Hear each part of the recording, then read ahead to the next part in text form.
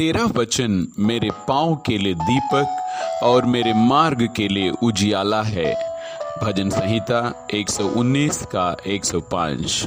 प्रिय दर्शकगण, इस अद्भुत वचन के साथ आइए हम अपने मन को परमेश्वर की ओर लगाएं और इस वीडियो की शुरुआत एक छोटी प्रार्थना के साथ करें। हे प्रभु, हम धन्यवाद देते हैं आपके वचन के लिए जो हमारे जीवन का मार्गदर्शक है। आप हमारे मन और हृदय को खोल दें जिससे हम आपके वचन को समझ सकें। अपना वचन हमारे मन और हृदय पर लिख दें ताकि हम आपकी इच्छा के अनुसार जीवन जी सकें। पवित्र आत्मा परमेश्वर हमारी सहायता कर, यह प्रार्थना करते हैं हमारे प्रभु यीशु मसीह के नाम पर, आमीन। मत्ती अध्याय 13 को स्वर्ग के राज्य के दृष्टांतों का अध्याय क्यों कहा गया है? क्यों यीशु मसीह स्वर्ग राज्य के बारे में दृष्टांतों से बात करते हैं?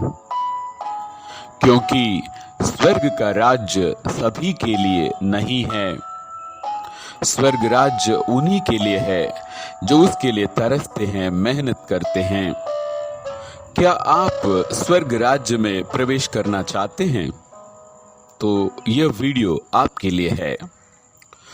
फिर स्वर्ग का राज्य उस बड़े जाल के समान है जो समुद्र में डाला गया और हर प्रकार की मछलियों को समेट लाया। और जब जाल भर गया तो मछुए किनारे पर खींच लाए और बैठकर अच्छी अच्छी तो बर्तनों में इकट्ठा किया और बेकार बेकार फेंक दी। जगत के अंत में ऐसा ही होगा। स्वर्गदूत आकर दुष्टों को धर्मियों से अलग करेंगे और उन्हें आग के कुंड में डालेंगे। वहां रोना और दांत पीसना होगा। मत्ती 13 का 47 से 50 तक। मत्ती अध्याय 13 में स्वर्ग राज्य के बारे में कुल 7 दृष्टांत विशेष रूप से दिए गए हैं। ये दृष्टांत स्वर्ग के राज्य की विशेषताओं, उसके महत्व और उसमें प्रवेश करने की शर्तों को समझाने के लिए है। क्या आपने कभी एक जाल को मछलियों से भरे हुए देखा है? सोचिए, जब एक मछुआरा जाल को खींचता है तो उसमें हर प्रकार की मछलियां होती हैं, अच्छी भी और बेकार भी। इसी दृश्य का उपयोग करते हुए यीशु ने इस अद्भुत दृष्टांत को बताया है। इसके द्वारा वो हमें बताना चाहते हैं कि अंत के समय न्याय कैसे होगा। इस दृष्टांत को गहराई से जब हम समझेंगे तो नरक के कुंड में जाने से हम बच जाएंगे और अनंत जीवन में प्रवेश पाने का हकदार बनेंगे। इस दृष्टांत में छिपे अर्थ को समझने के लिए हर प्रतीक पर ध्यान देना जरूरी है। समुद्र संसार और मानव जाति का प्रतीक है। जाल परमेश्वर का सुसमाचार। मछलियां संसार में रहने वाले हर मानव। मछुआरे परमेश्वर के वचन को घोषणा करने वाले हर परमेश्वर का सेवक। आइए सबसे पहले समुद्र के बारे में हम जानने की कोशिश करते हैं। समुद्र यानी संसार। यीशु मसीह के पहले आगमन के समय समुद्र यहूदी समाज का प्रतीक था और यहूदी समाज में मिश्रित शिक्षाएं प्रचलित थीं। परमेश्वर के वचन के साथ साथ उन्होंने अपने स्वयं की व्याख्याएं, परंपराएं और नियम कानून जोड़े जिन्हें कठोरता से पालन करना अनिवार्य माना गया। इस प्रकार वे परमेश्वर के वचन से भटक गए। जैसे समुद्र में पानी ही पानी रहता है मगर एक बूंद भी हम पी नहीं सकते। उसी प्रकार इस संसार में यानी यहूदी दुनिया में बहुत सारी शिक्षाएं थी, लेकिन हम किसी को भी सेवन नहीं कर सकते क्योंकि वे शैतान से प्रेरित थे और परमेश्वर के वचन से बहुत दूर थे। हम कैसे कह सकते हैं कि यहूदी लोग अंधकार में थे? क्योंकि जब ज्योति उनके सामने प्रकट हुआ, उन्होंने उस ज्योति को स्वीकार नहीं किया। यशायाह 29:10 कहता है, यहोवा ने तुमको भारी नींद में डाल दिया है और तुम्हारी नबी रूपी आंखों को बंद कर दिया है। इसलिए वे यीशु मसीह की शिक्षा को स्वीकार नहीं किया। जाल यानी परमेश्वर का वचन।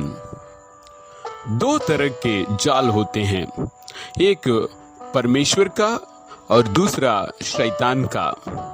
परमेश्वर का जाल यानी परमेश्वर का वचन, शैतान का जाल यानी शैतान का वचन यानी कि झूठ।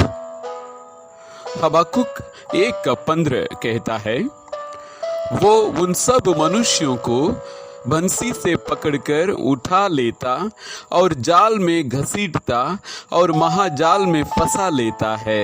इस कारण वो आनंदित और मगन है।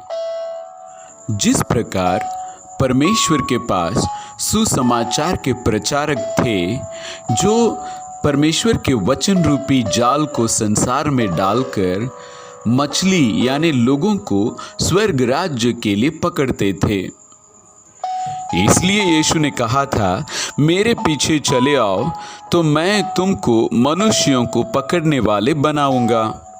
उसी प्रकार शैतान के पास भी अपने झूठे प्रचारक और शिक्षक हैं जो झूठ, मानव परंपरा की शिक्षा, परमेश्वर के वचन को तोड़ मरोड़ कर पेश करके अपने झूठे जाल में फंसाते हैं और उन्हें अनंत नरक के लिए तैयार करते हैं।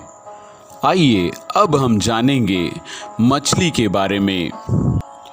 हबाकुक 1:14 कहता है, तू क्यों मनुष्यों को समुद्र की मछलियों के समान और उन रेंगने वाले जंतुओं के समान बनाता है जिन पर कोई शासन करने वाला नहीं। इस वचन के अनुसार हम समझ सकते हैं मनुष्य समुद्र की मछली के समान है। अगर हम मछली हैं तो क्या हम जाल में फंसना चाहेंगे?